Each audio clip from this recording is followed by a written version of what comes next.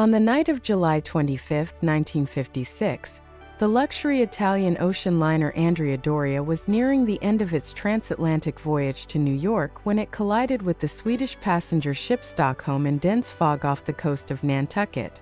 The disaster resulted in the sinking of the Andrea Doria, the deaths of 46 people, and one of the most dramatic rescues in maritime history. This narrative explores the events leading up to the collision, the heroic efforts to save lives, and the lasting impact of the tragedy on maritime safety. The Andrea Doria was the pride of the Italian line, a symbol of post-war Italian luxury and engineering. Launched in 1951 and entering service in 1953, the Andrea Doria was one of the most elegant and technologically advanced ships of its time, boasting luxurious amenities for its passengers. The ship was also equipped with the latest safety features, including a double hull and advanced radar technology, which was considered state-of-the-art in the 1950s. The Stockholm, operated by the Swedish-American line, was a smaller, more utilitarian vessel designed for transporting passengers and cargo between Europe and the United States.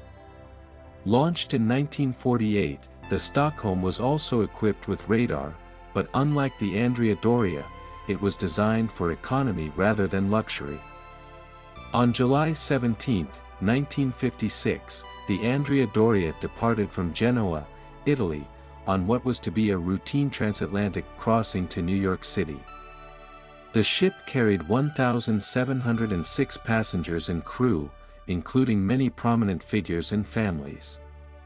On July 25, the ship was just one day away from its destination, cruising through a thick fog bank off the coast of Nantucket, Massachusetts.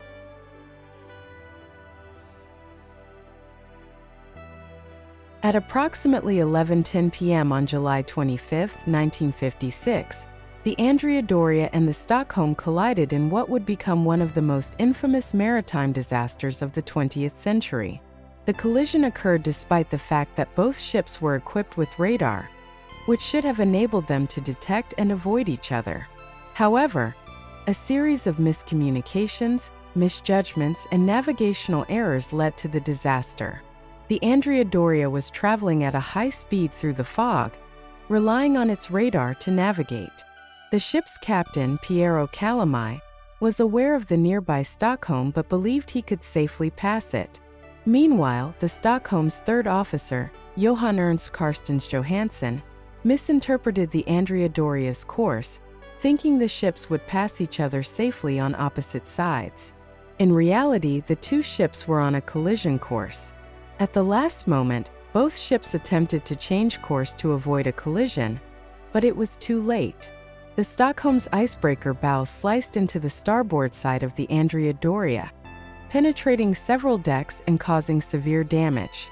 The impact was catastrophic, instantly killing 46 people on the Andrea Doria and creating a gaping hole in the hull that allowed water to flood the ship. Despite the severity of the collision, the Andrea Doria remained afloat for several hours, allowing a dramatic rescue operation to take place.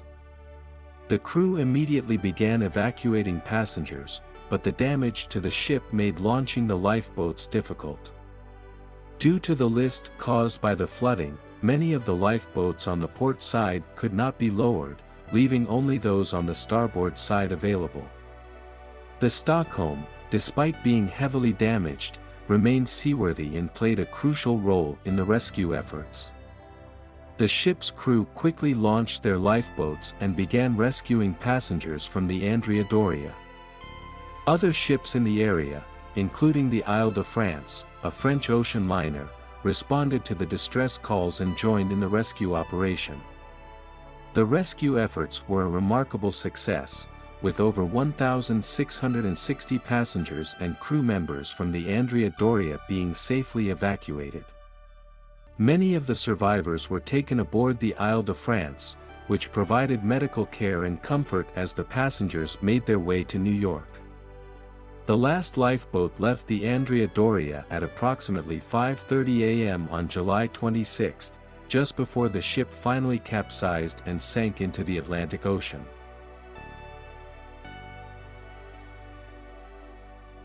The collision of the Andrea Doria and the Stockholm shocked the world and led to widespread media coverage. The sinking of the Andrea Doria was the first major maritime disaster to be extensively covered on television, with images of the rescue operation and the ship's final moments broadcast to audiences around the globe.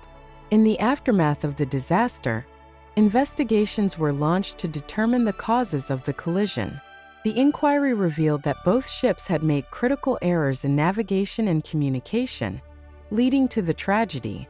The failure to properly interpret radar signals, the decision to maintain high speeds in foggy conditions, and the lack of clear communication between the two ships were all factors that contributed to the collision. The disaster prompted significant changes in maritime safety practices. The International Maritime Organization, IMO, implemented stricter regulations on the use of radar and other navigational aids, as well as new protocols for ship-to-ship communication. The incident also highlighted the importance of proper training for crew members in the use of radar and the need for better safety measures on passenger ships. The Andrea Doria's sinking remains one of the most famous maritime disasters in history, often compared to the sinking of the Titanic in terms of its impact on public consciousness.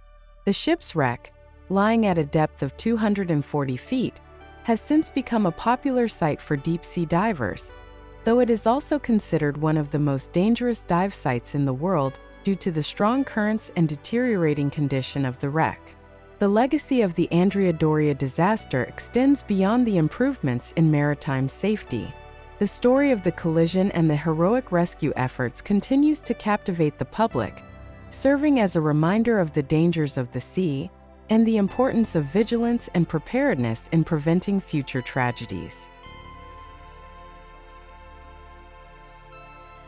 The collision between the Andrea Doria and the Stockholm in 1956 was a tragic event that underscored the vulnerabilities of even the most advanced ships of the time. The disaster led to significant changes in maritime safety regulations and practices, ensuring that future generations of passengers would be better protected. As we reflect on the events of that fateful night, we are reminded of the importance of continuous improvement in safety standards and the need for clear communication and careful navigation at sea. The story of the Andrea Doria is a testament to the resilience and bravery of those involved in the rescue and a sobering reminder of the perils that can accompany maritime travel.